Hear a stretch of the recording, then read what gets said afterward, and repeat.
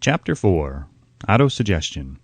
The medium for influencing the subconscious mind. The third step toward riches.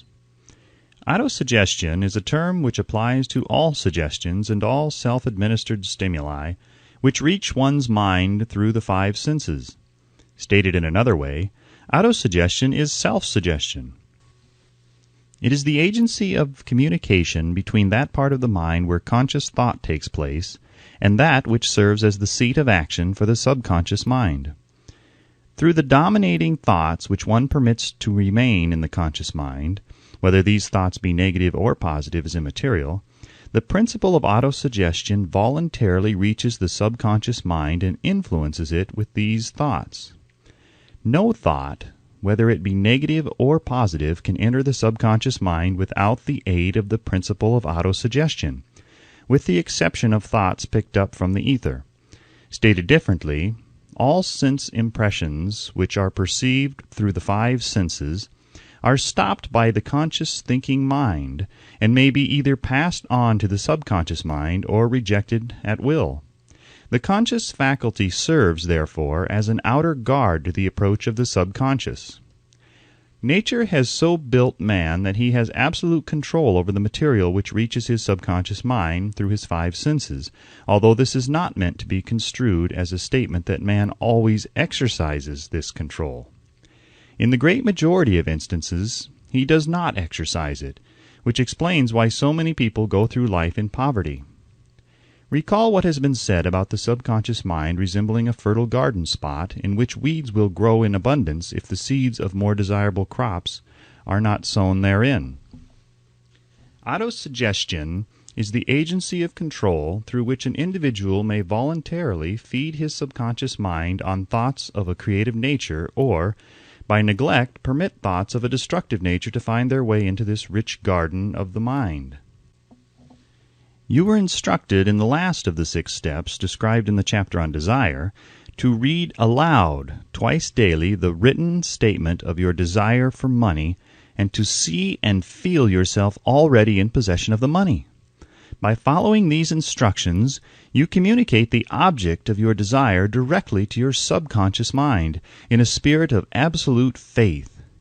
Through repetition of this procedure, you voluntarily create thought habits which are favorable to your efforts to transmute desire into its monetary equivalent. Go back to these 6 steps described in Chapter 2 and read them again, very carefully, before you proceed further. Then, when you come to it, read very carefully the 4 instructions for the organization of your mastermind group described in the chapter on organized planning.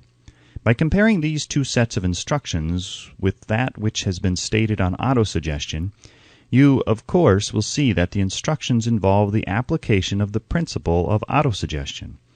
Remember, therefore, when reading aloud the statement of your desire, through which you are endeavoring to develop a money consciousness, that the mere reading of the words is of no consequence unless you mix emotion or feeling with your words. If you repeat 1,000,000 times the famous Emile Coué formula, day by day and every way I am getting better and better, without mixing emotion and faith with your words, you will experience no desirable results. Your subconscious mind recognizes and acts upon only thoughts which have been well mixed with emotion or feeling. This is a fact of such importance as to warrant repetition in practically every chapter, because the lack of understanding of this is the main reason the majority of people who try to apply the principle of autosuggestion get no desirable results. Plain, unemotional words do not influence the subconscious mind. You will get no appreciable results until you learn to reach your subconscious mind with thoughts or spoken words which have been well emotionalized with belief. Do not become discouraged if you cannot control and direct your emotions the first time you try to do so. Remember, there is no such possibility as something for nothing. Ability to reach and influence your subconscious mind has its price, and you must pay that price. You cannot cheat, even if you desire to do so. The price of ability to influence your subconscious mind is everlasting persistence in applying the principles described here. You cannot develop the desired ability for a lower price. You and you alone must decide whether or not the reward for which you are striving, the money consciousness, is worth the price you must pay for it in effort. Wisdom and cleverness alone will not attract and retain money, except in a few very rare instances where the law of averages favors the attraction of money through these sources. The method of attracting money described here does not depend upon the law of averages. Moreover, the method plays no favorites. It will work for one person as effectively as it will for another. Where failure is experienced, it is the individual, not the method, which has failed. If you try and fail, make another effort, and still another, until you succeed. Your ability to use the principle of autosuggestion will depend very largely upon your capacity to concentrate upon a given desire until that desire becomes a burning obsession. When you begin to carry out the instructions in connection with the 6 steps described in the 2nd chapter, it will be necessary for you to make use of the principle of concentration. Let us here offer suggestions for the effective use of concentration. When you begin to carry out the first of the 6 steps, which instructs you to fix in your own mind the exact amount of money you desire, hold your thoughts on that amount of money by concentration or fixation of attention, with your eyes closed until you can actually see the physical appearance of the money. Do this at least once each day. As you go through these exercises, follow the instructions given in the chapter on faith and see yourself actually in possession of the money. Here is a most significant fact. The subconscious mind takes any orders given it in a spirit of absolute faith and acts upon those orders, although the orders often have to be presented over and over again through repetition before they are interpreted by the subconscious mind. Following the preceding statement, consider the possibility of playing a perfectly legitimate trick on your subconscious mind by making it believe, because you believe it, that you must have the amount of money you are visualizing, that this money is already awaiting your claim, that the subconscious mind must hand over to you practical plans for acquiring the money which is yours. Hand over the thought suggested in the preceding paragraph to your imagination, and see what your imagination can or will do to create practical plans for the accumulation of money through transmutation of your desire. Do not wait for a definite plan through which you intend to exchange services or merchandise in return for the money you are visualizing, but begin at once to see yourself in possession of the money, demanding and expecting meanwhile that your subconscious mind will hand over the plan or plans you need. Be on the alert for these plans, and when they appear, put them into action immediately. When the plans appear, they will probably flash into your mind through the 6th sense in the form of an inspiration. This inspiration may be considered a direct telegram or message from the infinite intelligence. Treat it with respect and act upon it as soon as you receive it. Failure to do this will be fatal to your success. In the 4th of the 6 steps, you are instructed to create a definite plan for carrying out your desire and begin at once to put this plan into action. You should follow this instruction in the manner described in the preceding paragraph. Do not trust to your reason when creating your plan for accumulating money through the transmutation of desire. Your reason is faulty. Moreover, your reasoning faculty may be lazy, and if you depend entirely upon it to serve you, it may disappoint you. When visualizing the money you intend to accumulate with closed eyes, see yourself rendering the service or delivering the merchandise you intend to give in return for this money. This is important. The fact that you are reading this book is an indication that you earnestly seek knowledge. It is also an indication that you are a student of this subject. If you are only a student, there is a chance that you may learn much that you did not know, but will learn only by assuming an attitude of humility. If you choose to follow some of the instructions but neglect or refuse to follow others, you will fail. To get satisfactory results, you must follow all instructions in a spirit of faith. The instructions given in connection with the 6 steps in the 2nd chapter will now be summarized and blended with the principles covered by this chapter as follows. First, go into some quiet spot, preferably in bed at night, where you will not be disturbed or interrupted.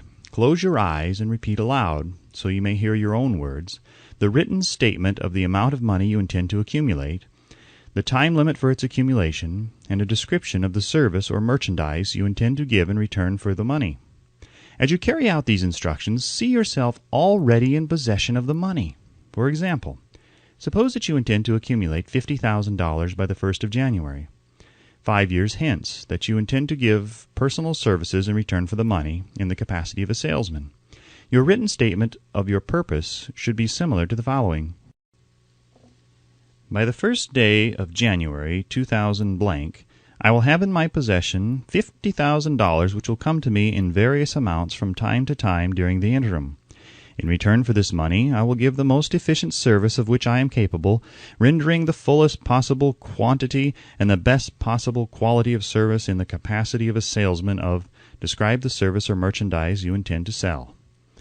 I believe that I will have this money in my possession. My faith is so strong that I can now see this money before my eyes. I can touch it with my hands. It is now awaiting transfer to me at the time and in the proportion that I deliver the service I intend to render in return for it. I am awaiting a plan by which to accumulate this money, and I will follow that plan when it is received. Second, repeat this program night and morning until you can see, in your imagination, the money that you intend to accumulate. Third, place a written copy of your statement where you can see it night and morning and read it just before retiring and upon arising until it has been memorized. Remember, as you carry out these instructions, that you are applying the principle of autosuggestion for the purpose of giving orders to your subconscious mind. Remember also that your subconscious mind will act only upon instructions which are emotionalized and handed over to it with feeling. Faith is the strongest and most productive of the emotions. Follow the instructions given in the chapter on faith. These instructions may, at first, seem abstract. Do not let this disturb you. Follow the instructions, no matter how abstract or impractical they may at first appear to be. The time will soon come, if you do as you have been instructed, in spirit as well as in act, when a whole new universe of power will unfold to you. Skepticism in connection with all new ideas is characteristic of all human beings. But if you follow the instructions outlined, your skepticism will soon be replaced by belief, and this, in turn, will soon become crystallized into absolute faith. Then you will have arrived at the point where you may truly say, I am the master of my fate. I am the captain of my soul. Many philosophers have made the statement that man is the master of his own earthly destiny, but most of them have failed to say why he is the master. The reason that man may be master of his own earthly status, and especially his financial status, is thoroughly explained in this chapter. Man may become the master of himself and of his environment because he has the power to influence his own subconscious mind, and through it gain the cooperation of infinite intelligence. You are now reading the chapter which represents the keystone to the arc of this philosophy. The instructions contained in this chapter must be understood and applied with persistence if you succeed in transmuting desire into money. The actual performance of transmuting desire into money involves the use of autosuggestion as an agency by which one may reach and influence the subconscious mind. The other principles are simply tools with which to apply autosuggestion. Keep this thought in mind, and you will at all times be conscious of the important part the principle of autosuggestion is to play in your efforts to accumulate money through the methods described in this book. Carry out these instructions as though you were a small child. Inject into your efforts something of the faith of a child. The author has been most careful to see that no impractical instructions were included because of his sincere desire to be helpful. After you have read the entire book, come back to this chapter and follow in spirit and in action this instruction. Read the entire chapter aloud once every night until you become thoroughly convinced that the principle of autosuggestion is sound, that it will accomplish for you all that has been claimed for it. As you read, underscore with a pencil every sentence which impresses you favorably. Follow the foregoing instruction to the letter, and it will open the way for a complete understanding and mastery of the principles of success.